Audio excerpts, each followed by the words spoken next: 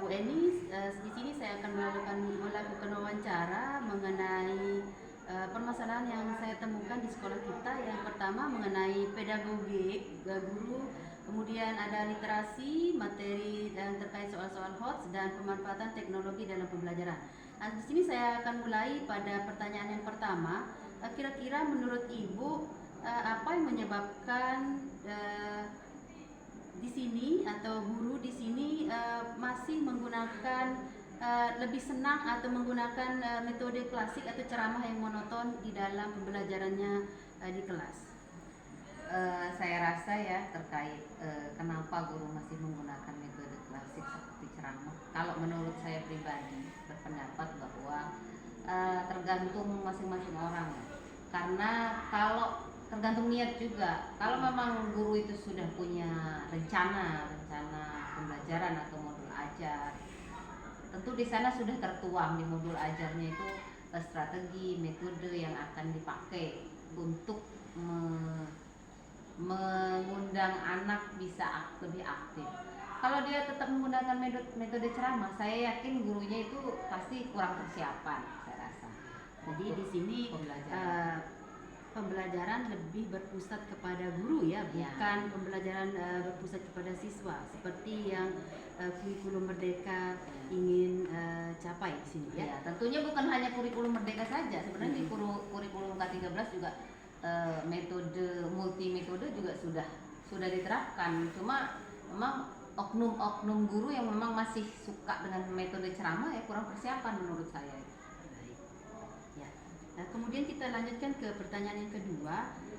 Apa yang menyebabkan minat membaca siswa kita di sini masih rendah?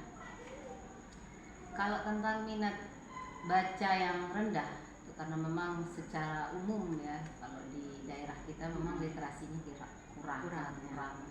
Itu banyak faktor yang mempengaruhi, ada faktor internal, eksternal. Kalau kita mulai saja dari faktor eksternal.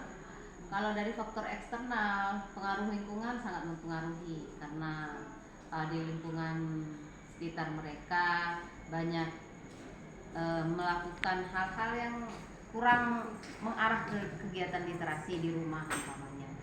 Cenderung mereka lebih senang pergi main tidak jelas, kemudian kurangnya kontrol orang tua, kemudian mereka lebih banyak bekerja daripada belajar waktu bekerja. Kalau memang kadang orang tuanya faktor ekonomi juga sangat mempengaruhi itu. Mereka kadang membantu orang tua sampai lupa akan belajar, apalagi membaca dalam sudah menjadi praktek sehari-harinya itu sangat kurang faktor eksternalnya.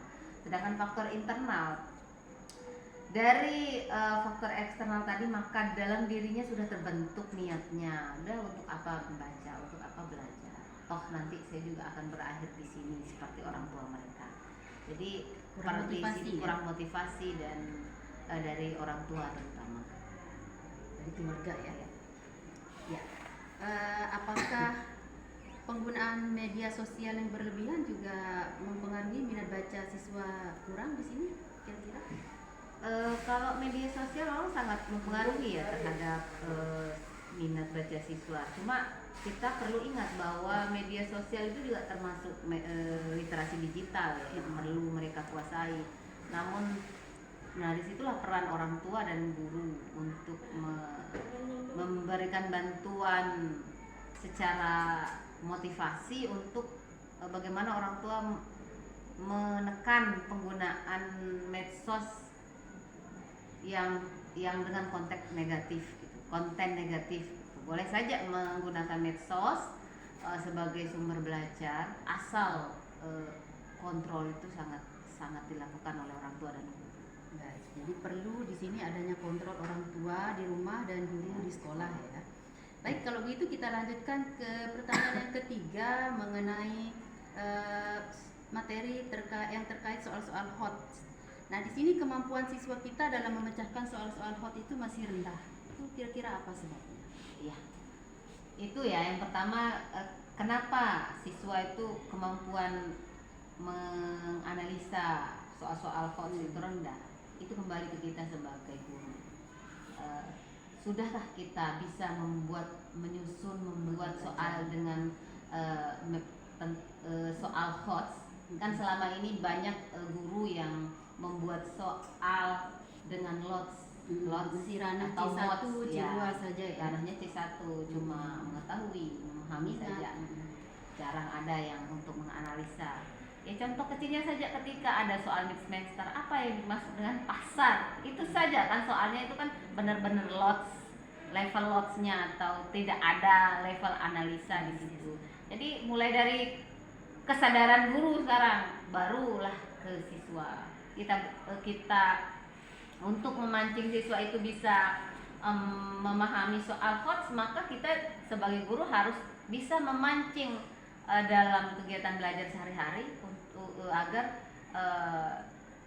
untuk taksonomi Bloom tingkat C4 dan C5 dan seterusnya itu harus dimunculkan di setiap pembelajaran. Diperkenalkan ya kepada anak-anak supaya anak-anak juga tahu ini termasuk soal lot, ini termasuk soal host. Jadi dari guru sendiri di sini harus memberikan atau melatih siswa untuk mengerjakan soal-soal hots dalam keseharian mereka di kelas. Kalau untuk soal kan nanti di ujung ya soal. Intinya dalam kegiatan belajar mengajar sehari-hari harus tersusun mulai dari modul ajarnya, taksonomi Bloomnya jangan pakai C1, C2, harus C5 ke atas, C4 ke atas lah. Bukan hanya tahu, mengulang, mengingat dan memahami saja, tapi harus bisa menganalisa sampai menciptakan. Ya. Jadi untuk pertanyaan keempat yang terakhir ini Bu Eni, pemanfaatan teknologi dalam pembelajaran. Nah, di sini guru belum maksimal sampai menciptakan. Ya. Jadi untuk pertanyaan keempat yang terakhir ini Bu Eni, pemanfaatan teknologi dalam pembelajaran. Nah, di sini guru belum maksimal di dalam memanfaatkan teknologi di dalam pembelajarannya di kelas. Kita bisa lihat itu dalam pembelajaran kita sehari-hari. Jadi kira-kira itu apa sebabnya? Sebabnya ya, kalau saya tarik satu kalimat, pernah mendengar bahwa niat kita yang kurang kuat sebagai seorang guru. Kenapa saya bilang begitu? Kalau memang kita ada niat yang kuat, tentu kita akan sebagai guru akan mencari multi metode strategi mengajar, tentu dengan menggunakan teknologi digital maupun teknologi yang lainnya untuk memancing HOTS tadi, pembelajaran yang HOTS gitu. Jadi kalau teknologi tidak serta-merta harus teknologi digital ya, harus menggunakan LCD proyektor, nggak harus itu. Tapi setidaknya banyak media multimedia yang lain, menggunakan kertas, menggunakan apa saja seperti Quizzes, Google Form, dan banyak hal lain yang bisa kita contoh, bisa kita itu bisa lewat HP ya? Ya, bisa lewat handphone, bisa manfaatkan bisa lewat siswa. Banyak sekali sekarang contoh-contoh penggunaan multimedia di TikTok, di medsos, itu sangat banyak sekali contohnya. Nah, kembali lagi niat kita yang kurang kuat untuk melakukan itu. Ya, jadi di sini saya bisa simpulkan bahwa segala sesuatunya itu harus dimulai dari guru ya, dari diri kita ya, sendiri. dari diri kita sendiri. Ya, jadi kan bukan buat mendikte teman-teman yang lain, tapi untuk diri sendiri ya, dan untuk perbaikan ke arah yang lebih baik, kepada refleksi diri lah. Untuk saya khususnya Bu Eni, dan mungkin untuk teman-teman juga ya. Terima kasih atas wawancaranya hari ini. Apa yang sudah dipaparkan tadi sudah memberikan gambaran terhadap identifikasi masalah yang saya angkat di sekolah kita. Mudah-mudahan kedepannya sekolah kita menjadi lebih baik, lebih maju. Itu harapan saya. Terima kasih. Ya. Masih kesiswaan ya. Saya mau bertanya mengenai literasi siswa kita atau minat baca siswa kita yang masih rendah di sekolah kita, Bu ya. Kira-kira apa yang menyebabkan minat baca siswa di sekolah kita ini masih rendah? Oke, dari dasarnya dulu Bu ya. Kalau menurut saya pribadi, apa yang menyebabkan salah satu Indonesia itu kalah dengan negara barat? Karena budaya membaca dulu rendah. Nah, terlebih di Pucuk ini, budaya membaca itu sangat tidak dibiarkan, sangat tidak diterapkan. Budaya membaca rendah sehingga siswa tidak terbiasa untuk menemukan sumber bacaan, untuk membaca hal-hal, menemukan informasi dari buku yang lain. Intinya dasarnya dulu ini budayanya yang masih kurangnya pembiasaan. Terus kalau dari ini sendiri, kalau selama saya mengajar pelajaran bahasa Indonesia, karena tidak terbiasa siswa, jadi dia juga tidak berminat membaca teks atau apa ini, karena sebenarnya mereka itu kurang memahami tujuan dari membaca itu sendiri. Kenapa dia tidak memahami tujuannya? Karena dia tidak bisa menemukan informasi yang benar dari sumber bacaan. Karena kurangnya pemahaman terhadap isi bacaan membuat mereka tidak paham apa yang dibaca. Jadi kurang tahu apa tujuan membacanya apa, informasi apa yang didapat mereka tidak ngerti. Mungkin ini ada kaitannya Ya. dengan kemampuan berbahasa Indonesia yang rendah juga. Iya, kemampuan berbahasa Indonesia yang rendah. Maka tak jarang kalau kita memberikan tugas itu, anak-anak ini menyelipkan bahasa khas daerahnya ke dalam pembuatan kalimatnya itu sendiri. Kadang mereka tidak tahu bahasa Indonesia yang tepat itu apa. Terseliplah bahasa daerah. Ya, kalau menurut saya pribadi ya, karena itu tadi rendahnya budayanya, tidak dibudayakan, tidak dibiasakan. Yang kedua, siswa itu tidak bisa menyimak karena tidak ada pembiasaan, dia menyimaknya juga sangat rendah. Ketika membaca, dia tidak tahu apa informasi yang dia cari, apa tujuannya dari membaca itu. Ya, itu saja kalau menurut saya begitu. Ya, baik, terima kasih atas jawabannya Bu ya. Mudah-mudahan ke depannya minat membaca siswa kita akan semakin baik dengan otomatis Yang tidak menyusahkan guru bahasa juga. dengan inovasi-inovasi yang akan kita lakukan ke depannya. Mudah-mudahan siswa kita ini menjadi lebih tertarik atau lebih berminat untuk membaca. Mungkin nanti kita harus berkreasi di sini sebagai guru ya, berinovasi ya. Seperti misalnya sudah lama saya usulkan tuh adanya mading. Mungkin sekarang mungkin tidak populer mading itu, cuma ya. Atau menurut pojok saya baca. ya salah satu upaya itu bisa dengan adanya mading. Selain dia membaca, itu merupakan hal baru juga. Jadi mereka lebih tertarik menurut saya. Baik, nanti mungkin ini bisa kita sampaikan ke ke Bapak Kepala Sekolah ya, apa yang kita inginkan supaya kedepannya anak-anak kita itu minat membacanya itu menjadi lebih baik daripada sekarang. Ya, Bu, terima kasih. Mohon kerjasamanya juga Ibu Ida ya. Bapak sebagai pengampu mata pelajaran IPS di sekolah kita, kira-kira apa yang menyebabkan sehingga siswa kita di sini itu dalam menyelesaikan soal-soal hot itu masih rendah atau masih kurang? Jadi baik, apa yang kita lihat sekarang ini, anak-anak itu terbiasa mendapatkan latihan yang sifatnya penguasaan materi, Iya. ya, bukan analisis masalah atau membutuhkan berpikir kritis. Di tingkat tinggi ya. Tingkat tinggi itu. Dan anak-anak juga dipengaruhi oleh rendahnya literasi Atau membacanya ya, minat membacanya. ya, literasi terhadap soal-soal hot sejenisnya dari berbagai sumber atau relevan yang lainnya. Seperti itu.